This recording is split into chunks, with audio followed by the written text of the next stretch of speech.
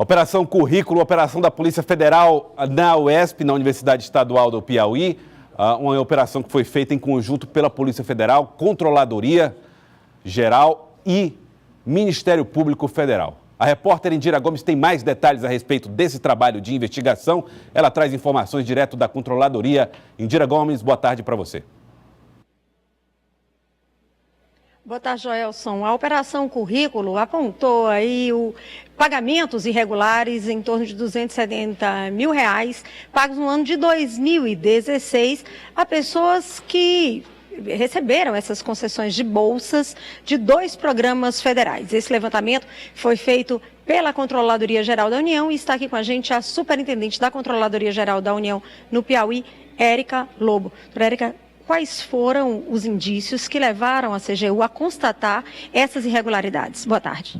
Boa tarde. Em reunião com o Ministério Público Federal, ele mostrou a preocupação, né, de que estivessem sendo concedidas essas bolsas indevidamente. E aí pediu para que a CGU realizasse um levantamento, principalmente no portal da transparência, com o acesso aos dados que a gente tem, para verificar quais benefícios realmente estavam sendo concedidos indevidamente. Quais eram essas irregularidades? Para se conceder o benefício nessas bolsas, são 2 bolsas da educação, né, a UAB e a Parfor. Para se conceder essas bolsas, tem que cumprir requisitos determinados pela lei. Um desses requisitos, por exemplo, é o processo seletivo. Tem que ser feito um processo seletivo, né, onde é publicado um edital com regras claras, objetivas, e qualquer pessoa do povo que preenche os requisitos pode participar. Muitas vezes, pessoas estão recebendo essa bolsa sem ter participado desse processo seletivo. Não houve o processo seletivo. No caso, são professores que estavam trabalhando na Universidade Aberta do Brasil ou no programa de formação de professores e não teriam passado pelos processos para serem regularmente admitidos. Mas essas pessoas estavam trabalhando, mas não foram legalmente admitidos nesse processo, ou elas estavam recebendo sem trabalhar? Em alguns casos, tinham pessoas que estavam trabalhando, apesar que não participaram do processo seletivo, né? Mas teve pessoas que não cumpriam os requisitos da lei de que tem que ter mestrado ou doutorado, ou que tem que ter experiência de 1 a 3 anos no magistério. Em outros casos, sequer prestavam o serviço, não participou do processo seletivo, não cumpriu os requisitos e também não prestou o serviço, recebendo devidamente. Então, são vários casos, né? Que agora a gente vai aprofundar as investigações e dividir cada caso. Não foram divulgados números ainda, mas é um percentual muito grande? Tem muitos professores nessa situação? Dos casos que nós analisamos, muitos recebem indevidamente, é um percentual alto. E isso se refere ao ano de 2016. Vai haver também uma continuidade nessa investigação? Esse levantamento foi em 2016, mas verificamos que é importante que a gente verifique, né, abra um pouco mais esse escopo para 2012 a 2017. Daí a importância dessa documentação, né, que foi hoje apreendida, para que a gente possa aprofundar, tanto em termos de ano, quanto dentro do que já vimos, ter mais dados, mais informações, para que a gente faça um levantamento maior e mais objetivo.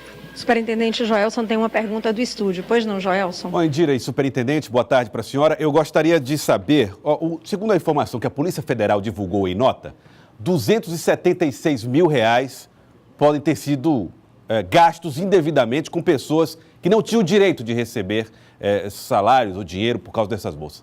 Pergunto, o desvio era só no pagamento indevido de servidores ou existe suspeita de outro tipo de desvio de recurso público nesse caso? E vocês vão recuar a anos anteriores para tentar buscar novos atos eventualmente irregulares? O nosso escopo é para verificar o pagamento indevido nessa concessão dessas bolsas, né, desses 2 programas do ano de 2016. Então, limitamos para verificar essas possíveis irregularidades. Agora a gente vai abranger de 2012 a 2017. Era só nas bolsas, só na concessão desse pagamento, ou tem outras irregularidades também nesses programas?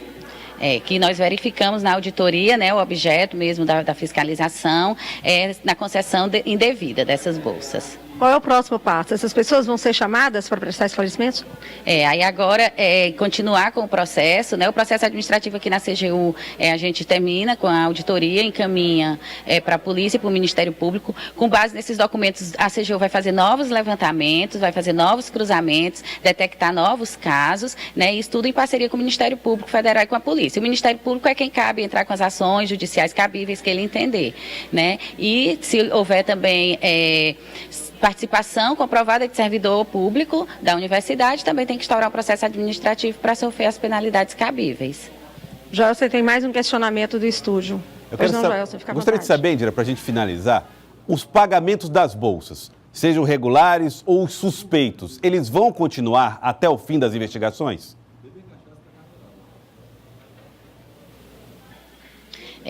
Para você cortar um benefício, né, você tem que instaurar o devido processo administrativo para saber realmente o que houve, né? Isso a CGU ela não cabe, não tem competência para isso. Vai ser, acho que uma decisão do Ministério Público Federal, ele vai entender o que deve ser feito junto com a universidade, né? Mas assim, que de fato tem que se instaurar um processo, verificar o que houve, verificar quem está recebendo indevidamente, o porquê, e parar o pagamento e também buscar o que já foi pago indevidamente, ressarcir o erário. Obrigada, então, a superintendente da CGU no Piauí, Érica Lobo. Joelson, então, tem muita coisa ainda para se investigar, tem os anos anteriores também, e ao que tudo indica, a Operação Currículo está mostrando só a pontinha do iceberg. Ainda tem muita informação ainda a ser revelada. Joelson.